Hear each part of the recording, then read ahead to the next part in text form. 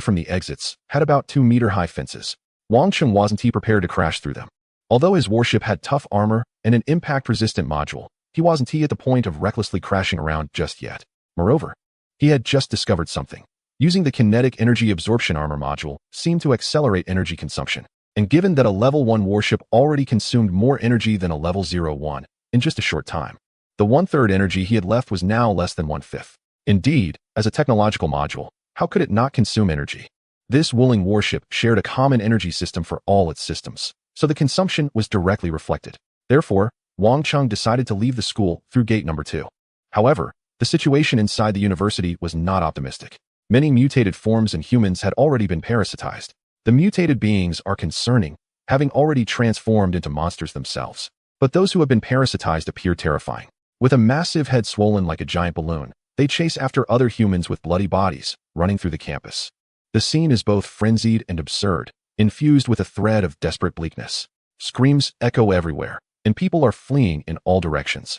In this moment, distinctions between good and bad students, handsome and beautiful individuals, teachers and students vanish. Before the monster, everyone is desperately trying to escape. The monster does not care who you are. It lunges forward with claws flailing, tearing its victims apart. In this world of despair, some reveal the darker side of humanity, pushing their companions toward the monster to save themselves, while others exhibit admirable flashes of humanity, sacrificing themselves to divert the monster for their companions' escape. The bloodshed and cruelty of humanity seem concentrated within the confines of this small university, vividly displayed in a brief yet intense manner. Xinghai and Zhang Chao fell silent. They had been in the boys' dormitory for days, without truly witnessing the brutality and bloodshed outside. At this moment, their feelings were mixed and indescribable. The vast human civilization seemed to have collapsed overnight. As Wang Cheng drove forward, more survivors gathered around them, all preparing to escape through gate number 2. Some ran on foot, others desperately pedaled bicycles, and some drove cars. The campus was filled with vehicles, even buses, which, if started successfully, would greatly increase their chances of survival. Survivors displayed their resourcefulness as they congregated at gate number 2, rushing out in a chaotic mass. However, as many survivors gathered, the monsters also converged, densely packed, with hundreds or thousands pursuing them. Those at the back pushed forward desperately, while those at the front fought to escape. The once spacious gate now felt narrow, becoming a lifeline fiercely contested by countless individuals. Some were trampled to death, and vehicles collided violently. Others, in a frenzy, attempted to jump over the fence, but it was too high. One person, while climbing, was impaled, and although they made it to the other side, their insides spilled out. Crying out in agony, unable to stand. Many were killed by the monsters, but just as many perished in the chaos. As the apocalypse erupted, Wang Cheng had never seen so many living people at once. At this moment, they all emerged, desperately fleeing for their lives. With bloodshed behind them, Wang Cheng also found himself blocked. In the distance, he spotted a convoy at the forefront, nearly exiting the university town. This convoy had managed to procure 2 school buses. With a poised woman standing on the roof, Chenlon, whom he had seen earlier. It was the student council's convoy.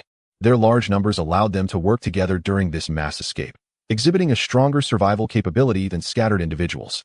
At this moment, they were leading the way, almost out. At this moment, Wang Cheng and the others were relatively safe. Although the chaos behind them was intense, their current position was in the middle of the fleeing crowd, allowing them to move forward gradually. Behind them, more monsters and survivors were converging, indistinguishable from one another.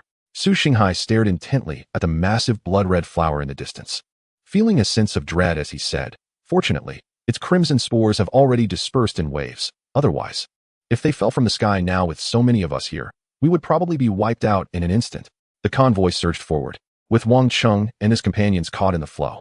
Their seemingly unimpressive Wuling vehicle had become a target for many, as several survivors crawled over from both sides, desperately pounding on their windows, demanding that they get out of the car. Wang Cheng remained silent and directly pulled out his handgun from his jacket. The expressions of those people changed, filled with doubt and disbelief, questioning whether Wang Cheng's gun was real. However, at that moment, a tremendous commotion erupted from behind them, and the crowded convoy and throngs of people suddenly scattered. The number of monsters surged, and a towering, 5-meter-tall blood-red creature was howling its way from the depths of the dark university town, tearing through the crowd and scattering the fleeing masses in disarray. The frantic crowd was in a mad rush to escape, and those with vehicles accelerated desperately. As a result, the blocked throngs parted slightly, and Wang Cheng also accelerated instantly. horrified to discover that the giant blood-red monster was chasing directly in his direction. In their direction, several vehicles went wild, speeding up frantically. Just then, Wang Cheng's vehicle suddenly shook as a nearby Land Rover crashed into it. The driver, a man in his 40s wearing glasses, was visibly panicked and terrified, clearly on the verge of losing his mind. He stared at Wang Cheng and the others, screaming, "You trash cars and trash people, just wait to die. Only elites like me deserve to live." Saying this, he slammed his vehicle into Wang Cheng's car, clearly trying to topple it to attract the pursuing blood-red giant behind him and buy himself some time to escape, sacrificing others for his own gain. But Wang Cheng merely sneered, allowing the other vehicle to collide. What a joke. So what if it was a Land Rover? To an observer, it might look like a Wuling Mini, but in reality, it was comparable to a light armored vehicle. Could a civilian car like that possibly move him? Chapter 25. A Gallop into the Distance. The middle-aged man in the Land Rover wore a fierce expression. His mind was consumed by fear. As the massive blood-red creature drew closer, he was desperate to survive, but with the surrounding congestion, he couldn't accelerate. Even if he was willing to crash into others and vehicles, he had no way to break through because there were too many people and cars. The only solution he could think of was to let others die for him. Wang Cheng's small car instantly became his target. The middle-aged man clearly saw that Wang Cheng's vehicle seemed to be just an ordinary two-seater, barely accommodating 3 people, belonging to the very light category. And the materials of its body appeared quite ordinary. His vehicle, with a solid chassis and heavy weight, was far superior to the small, shabby car of the other party. As the saying goes, one should pick on the soft targets, and he set his sights on Wang Cheng and his companions, planning to use the advantage of his vehicle to directly ram into them. 3 people should provide enough distraction for that giant blood-red monster for a while. By then, he could escape. With this thought in mind, the middle-aged man with glasses showed no hesitation and drove straight at them. To alleviate his fear and guilt, he rolled down the window and angrily shouted at the 3 students in the other vehicle. As he yelled, he even convinced himself he was justified.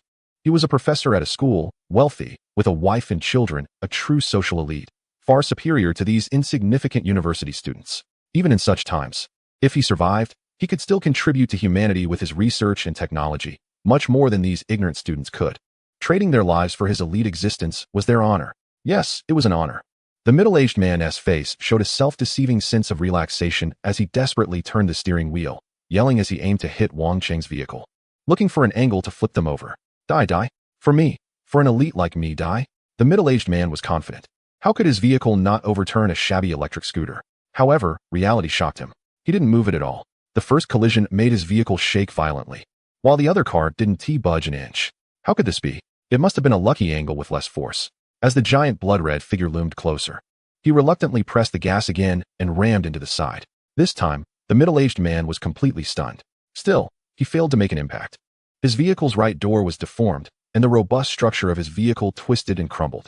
Yet, the other vehicle remained completely unmoved, not even a scratch on it. He couldn't tell if it was an illusion, but as he collided, he felt a faint silver ripple emanating from the other vehicle, dissipating his terrifying impact. What a joke, how could this be? The electric scooter seemed not like a lightweight vehicle at all, but rather a heavy, enormous block of iron moving swiftly on the ground, even more formidable and stable than his vehicle. You can crash all you want, but I remain unmoved. The middle-aged man was nearly driven to desperation, as behind him, the terrifying giant blood-red monster drew ever closer. Life and death were at stake, yet he had failed. Equally astonished were Su Xinghai and Zhang Chao, whose emotions were like a roller coaster. As they watched the vehicle approach, they thought it was the end. Due to the urgent situation, they were fleeing, and although they were in the vehicle in the city, they hadn't carefully observed the differences of this vehicle. Their judgment was similar to that of the middle-aged man with glasses, with just this one shabby electric vehicle. A luxury SUV could easily cause them to meet their end with a casual collision. If that happened, without a vehicle, they would likely end up as tragically as the survivors around them, who were fleeing on foot. However, to their shock, the luxury SUV had crashed into them twice and was nearly wrecked, while their vehicle remained unscathed, showing no signs of deformation from the inside. What on earth was happening? Where did you find this vehicle, second brother? Did you reinforce it with steel plates? No, even with steel plates, it wouldn't have this effect. The weight difference is too significant. Unless our vehicle is heavier than that SUV, but how is that possible? Isn't this an electric car? Zhang Chao sneered at the luxury SUV. Look at that guy's face. He looks like he's about to collapse. Su Xinghai, however, was not so optimistic and urged, Wang Cheng. That monster is coming up behind us. A blood-red shadow was looming ominously overhead. Wang Cheng replied coldly, doesn't he want to crash into us? I'll let him crash. If he can't move us, then let's give him a taste of his own medicine. Saying this, Wang Cheng turned the steering wheel, and the moving vehicle, resembling a heavy iron block, thundered